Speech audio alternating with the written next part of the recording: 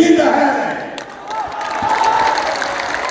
अभी गाड़ी नहीं लगाना, ये बिहार के युवाओं की जिद है कि जिस बिहार को इस देश के बड़े बड़े दल और नेताओं ने न सुधर पाने वाला राज्य, जातियों में बटा हुआ राज्य मानकर इसके हाल पर छोड़ दिया है, उसको सुधारने का जिम्मा यहाँ के युवाओं ने उठाया है। ये हमारी जिद है। आप बताइए ताली है कि नहीं है? कि नहीं है? जन सुराज बिहार के युवाओं का जिद है कि हम लोग इसको सुधारे बगैर मानेंगे नहीं। जन सुराज बिहार के युवाओं का संकल्प है। अगले 10 वर्ष में याद कर लीजिए, लिख लीजिए, अगले 10 वर्ष में देश का सबसे गरीब और पिछड़ा राज्य बिहार, इसको देश के 10 सबसे अग्रणी राज्यों में शामिल कराकर ही हम लिया जाए। होना चाहिए कि नहीं होना चाहिए? ढाई हाथ जिसको चाहिए, ढाई हाथ होना चाहिए कि नहीं होना चाहिए? होना चाहिए। अभी पूरा नहीं हुआ। जन सुराज यहाँ के युवाओं का जिद है, हम लोगों का संकल्प है, लेकिन जन सुराज एक व्यवस्था भी है। वो व्यवस्था जिसमें गरीब से गरीब घर का बच्चा अगर आकर समाज के लिए, बिहार के लिए कुछ करना चाहता है, समाज और राजनीति में सुधार के लिए, अपने बच्चों के भविष्य के लिए कुछ करना चाहता है, तो आपको पैसे का चिंता नहीं करना है, जाति का चिंता नहीं करना है, चुनाव लड़ने और जीतने का चिंता नहीं करना है। वो चिंता जन सुराज को अपने भाई, अपने बेटे प्रशांत किशोर पर छोड़िए और बिहार को सुधारने के लिए खड़ा होइए। खड़ा होने के लिए तैयार है कि नहीं है? जन सुराज जिद है युवाओं का, जन सुराज हमारा संकल्प है, जन सुराज एक नई व्यवस्था है, लेकिन सबसे बढ़कर जन सुराज हम में बैठा हुआ हर आदमी और हमारे घरों में रहने वाले लोग, हम लोगों का सपना है कि बिहार में अपने जीवन काल में, याद रखिए ये जन सुराज का सपना है, अपने जीवन काल में हम लोग ऐसा भी दिन देखना चाहते हैं जब हरियाणा, पंजाब, गुजरात, महाराष्ट्र से लोग बिहार में रोजी रोजगार करने आए, तब मानेंगे कि बिहार में विकास हुआ। होना चाहिए कि नहीं होना चाहिए?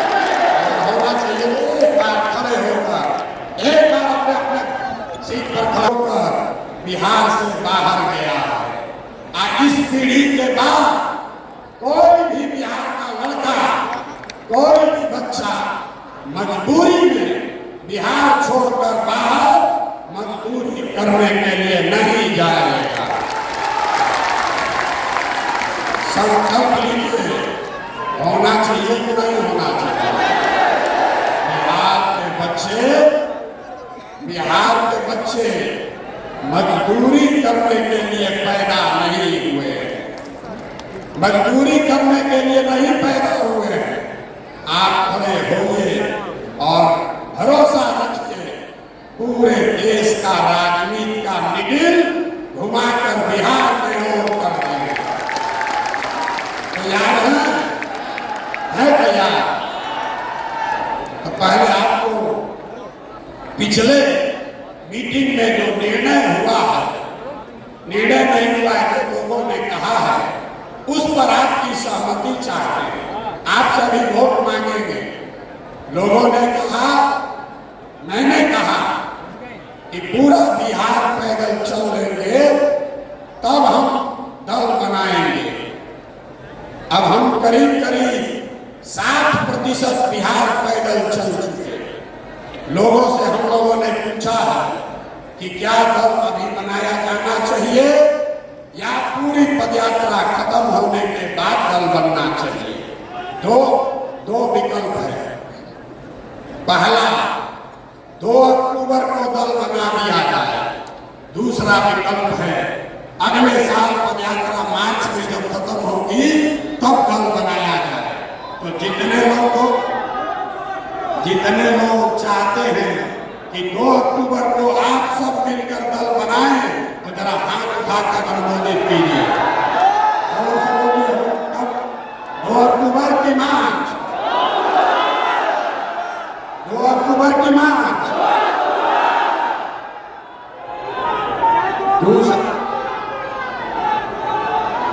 दूसरा ठीक है, दूसरा निर्णय किया गया है कि जन स्वराज का नेता जो हमने कहा है, जन स्वराज का नेता कोई प्रशांत किशोर नहीं होंगे, प्रशांत किशोर नहीं होंगे।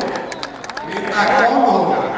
नेता बिहार के गांव-गांव को जो दही के तरह मत के जैसे मक्खन निकाला जाता है, वैसे ही पदयात्रा से पूरे बिहार को मत के जिन लोगों को ढूंढ कर निकाला गया है, वो आपके मत से इस दल का नया नेता चुना जाएगा। आप चुनने के लिए अपना नेता तैयार है कि नहीं? 2 तारीख को आपको अपने नेता का चुनाव करना है। तीसरा निर्णय लिया गया कि दल में समाज के हर वर्ग को उसकी भागीदारी, हिस्सेदारी मिलनी चाहिए। इसलिए नहीं कि कोई दलित है, इसलिए नहीं कि कोई पिछड़ा है, कि तो सुनते सुनते हम लोग पागल हो गए। पिछड़ा 30 वर्ष से जात के आधार पर नहीं, काबिलियत के हिसाब से। लेकिन जन स्वराज का मंत्र है कि हर समाज में काबिल लोग हैं और हर काबिल आदमी किसी न किसी समाज का है। तो अगर नियत साफ है तो ये सामंजस्य बैठाया जा सकता है कि समाज में जिसकी जितनी संख्या है उसके हिसाब से जन स्वराज में उसको भागीदारी मिले, उसको नेतृत्व करने का अवसर मिले। ये लड़ाई शुरू, ठीक है, सबको मिलेगा, लेकिन पहले मौका किसको मिलेगा? पहले मौका किसको मिलेगा? सब बार पहले हमको मिलेगा। क्रिकेट खेलते हैं ना, सोचता है कि पहले बैटिंग हम ही कर रहे हैं, बाद में कहीं होगा नहीं होगा। तो इसका फॉर्मूला जन स्वराज ने दिया है। आप युवा साथी हैं, इसको समझ लीजिए। घर में अगर आप घर के मुखिया हैं तो आपके घर में जो सबसे कमजोर है, जो सबसे आपका कमजोर बच्चा है, आप उसकी चिंता करते हैं। तो तय किया गया कि जन स्वराज की अगुवाई समाज में सबसे कमजोर जो लोग हैं, जो शैक्षणिक तौर पर, आर्थिक तौर पर, सामाजिक तौर पर सबसे पीछे हैं, सबसे पहले उनको अवसर दिया है। अवसर सबको मिलना है, लेकिन सबसे पहले इसमें अवसर उनको मिलेगा जो सबसे गरीब, पिछड़े और वंचित हैं। उसके बाद हर साल उनके बाद के वर्ग के लोगों को मौका मिलेगा। तीसरी बात जो आपके विषय